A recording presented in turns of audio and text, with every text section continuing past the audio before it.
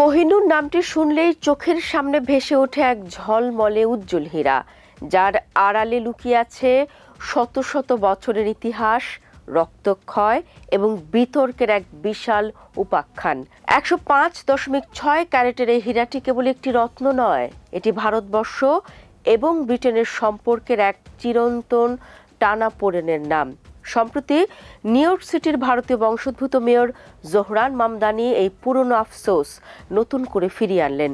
তিনি ব্রিটেনের রাজা তৃতীয় চার্লসকে পরোক্ষভাবে আহ্বান জানালেন যাতে তারা কোহিনূর ফেরত দেয়। মামদানির এই দাবি আবারও আলোচনার কেন্দ্রে নিয়ে এসেছে কোহিনূরকে। কিন্তু প্রশ্ন হলো, ভারত বারবার দাবি করা সত্ত্বেও কেন ব্রিটিশরা এটি ফিরিয়ে দিচ্ছে না? কেন তারা বারবার এই দাবিকে নাকচ করে আসছে? আসুন ইতিহাসের পাতায় চোখ রেখে বোঝার চেষ্টা করি এই জটিল সমীকরণটি। কোহিনূরের ইতিহাস কোনো সাধারণ হীরার মতো নয়। এর জন্ম হয়েছিল অন্ধ্রপ্রদেশের কোনো এক খনিতে ১২০০ থেকে ১৪০০ শতাব্দীতে। তখন এটি ছিল প্রায় ৭৯৩ ক্যারেটের এক বিশাল অপরিশোধিত পাথর। এরপর মুঘল সম্রাট শাহজাহানের সিংহাসন সুশোভিত করা থেকে শুরু করে নাদির শাহের দিল্লি দখল, সবকিছুর সাক্ষী এই হীরা। মুঘলদের হাত থেকে এটি পারস্যে গেল, সেখান থেকে আফগানিস্তানে, এবং শেষমেশ মহারাজা রঞ্জিত সিং এর হাত হয়ে এটি পৌঁছালো ব্রিটিশদের কাছে। ১৮৪৯ সালে পাঞ্জাবের শেষ শাসক দলীপ সিংহের সাথে ব্রিটিশদের যে চুক্তি হয়, সেখানেই হীরাটির হাত বদল ঘটে। ব্রিটিশদের দাবি অনুযায়ী দলীপ সিং স্বেচ্ছা এবং আইনত এই হীরা ব্রিটিশদের হাতে তুলে দেন। এরপর রানী ভিক্টোরিয়ার মুকুট হয়ে এটি চলে যায় ব্রিটিশ রাজ পরিবারের কাছে।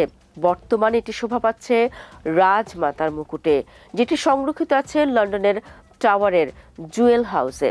এখন প্রশ্ন হলো, ব্রিটিশরা কেন কোহিনূর ফেরত দিচ্ছে না? ভারত স্বাধীনতার পর থেকে বিভিন্ন সময় কোহিনূর ফেরত চেয়েছে, কিন্তু ব্রিটিশরা প্রতিবারই অত্যন্ত কৌশলী এবং আইনি ভাষায় সেই অনুরোধ ফিরিয়ে দিয়েছে। এর পেছনে মূলত তিনটি প্রধান কারণ কাজ করছে। প্রথমত, ব্রিটিশরা বারবারই তাদের আইনের দোহাই দেয়।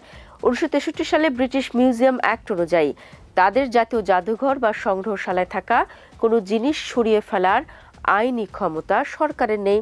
তারা মনে করে, একবার যদি তারা কোনো একটি জিনিস ফেরত দেওয়ার প্রক্রিয়া শুরু করে, তবে তাদের জাদুঘরগুলো খালি হয়ে যাবে। সাবেক প্রধানমন্ত্রী ডেভিড ক্যামেরনের ভাষায়, যদি আপনি একটির জন্য হ্যাঁ বলেন, তবে দেখবেন ব্রিটিশ মিউজিয়াম খালি হয়ে গেছে। তাই তারা এই আইনি ঢাল ব্যবহার করে নিজেদের অবস্থান শক্ত রাখে। দ্বিতীয়ত, ব্রিটেন সবসময় দাবি করে এসেছে কোহিনূর তাদের দ্বারা লুণ্ঠিত হয়নি, বরং এটি একটি আইনি চুক্তির মাধ্যমে তাদের হাতে গেছে। সাবেক উপপ্রধানমন্ত্রী নিক ক্লেগ থেকে শুরু করে বিভিন্ন ব্রিটিশ কর্মকর্তারা বারবার বলেছেন, এটি হস্তান্তরের ক্ষেত্রে কোনো অস্পষ্টতা নেই এবং তারা এটি রানী বা ব্রিটিশ রাজ পরিবারের আস্থার প্রতীক হিসেবে প্রজন্মের পর প্রজন্ম ধরে আগলে রেখেছে। তাদের মতে এটি কোনো অবৈধ দখল নয়। তৃতীয়ত, কোহিনূর নিয়ে ঝামেলার আরেকটি কারণ হলো, ভারত ছাড়াও পাকিস্তান এবং আফগানিস্তান উভয় দেশে হীরার মালিকানা দাবি করে। ব্রিটিশরা প্রায় প্রশ্ন তোলে, যদি তারা হীরাটি ফিরিয়েও দেয়, তবে কাকে দেবে? এই জটিলতা এড়িয়ে চলাই তাদের কাছে সহজ সমাধান মনে হয়। বর্তমানে অনেকেই মনে করেন, ব্রিটিশ রাজ পরিবারের জন্য কোহিনূর এখন আর কেবল সম্পদ নয়, বরং এটি বড় মাথা ব্যথার কারণ হয়ে দাঁড়িয়েছে। ইতিহাসবিদ ড্যানিয়েল কিনসের মতে, রাজ পরিবারের উচিত এটি বুঝে নেওয়া যে এই হীরাটি আর তাদের জন্য কোনো সম্পদ নয়, বরং এটি একটি ভাবমূর্তির দায়।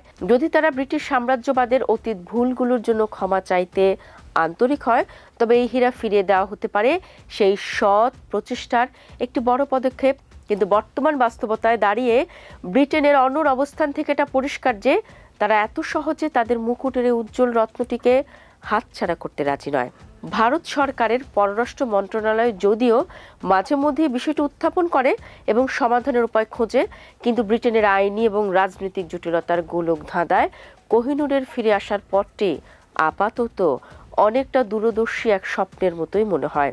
কোহিনূর এখন কেবল একটি হীরা নয়, এটি ইতিহাস, আইন এবং রাজনীতির এমন এক জালে আটকে আছে যা সমাধান করা ব্রিটেনের কাছে বর্তমান সময়ে অত্যন্ত কঠিন এবং হয়তো কিছুটা অস্বস্তিকর।